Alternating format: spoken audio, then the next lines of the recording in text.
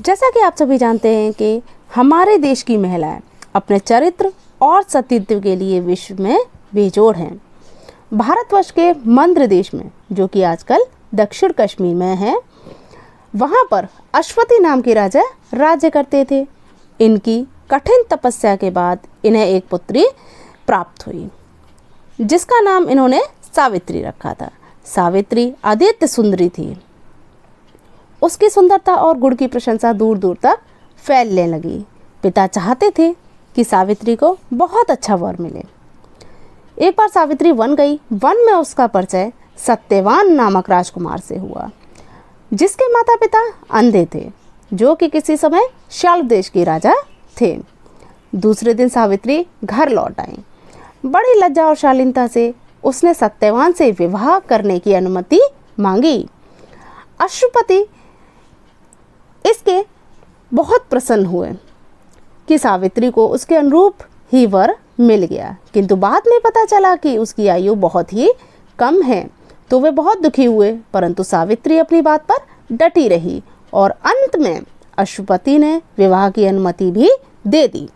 सावित्री और सत्यवान का विवाह हो गया और सावित्री वन में रहकर अपने सास ससुर और पति की सेवा करने लगी। वह अपने पति की दीर्घायु के लिए भगवान से प्रार्थना करा करती थी। एक दिन वन में लकड़ियां काटते में सत्यवान के सिर में भयंकर दर्द हुआ। वह बेहोश हो गया। उसी समय यमराज वहां आए और वे सत्यवान के प्राण लेकर चल दिए। सावित्री भी उनके पीछे पीछे चल दी। यमराज ने सावित्री को वापस करना चाहा, किंतु सावित्री ने यमराज का पीछा न छोड़ा। यमराज ने सावित्री को अनेक वरदान दिए, किंतु सावित्री फिर भी यमराज के पीछे पीछे चलती रही। यमराज ने सावित्री को फिर समझाया और उससे एक और वरदान मांगने के लिए कहा। सावित्री ने कहा कि यदि आप मुझसे प्रसन्न हैं तो आप मुझे एक वरदान दीजिए कि मैं पुत्रवती हो जाऊं। यमराज ने यह वरदान भी सावित्री को दे दिया। यमराज आगे आगे चले, किंतु सावित्री वापस नहीं लौटी। यमराज को क्रोध आ गया। सावित्री बोली, धर्मराज, आप मुझे पुत्रवती होने का आशीर्वाद दे चुके हैं और मेरे पति को अपने साथ लेकर के जा रहे हैं, तब यह कैसे संभव हो सकता है कि मैं पुत्रवती हो। यमराज को तब ध्यान आया कि उन्होंने क्या वरदान दे दिया है।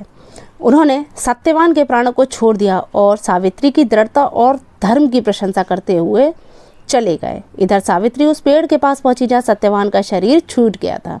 सावित्री ने अपनी दृढ़ता और तपस्या के बल से असंभव कार्य को भी संभव बना दिया। तो बच्चों, यह थी सावित्री की कहानी। अगर आपको अच्छी लगी है, पसंद आई है तो लाइक कीजिए, और अगर ना पसंद आई है तो आप डिसलाइक भी कर सकते हैं।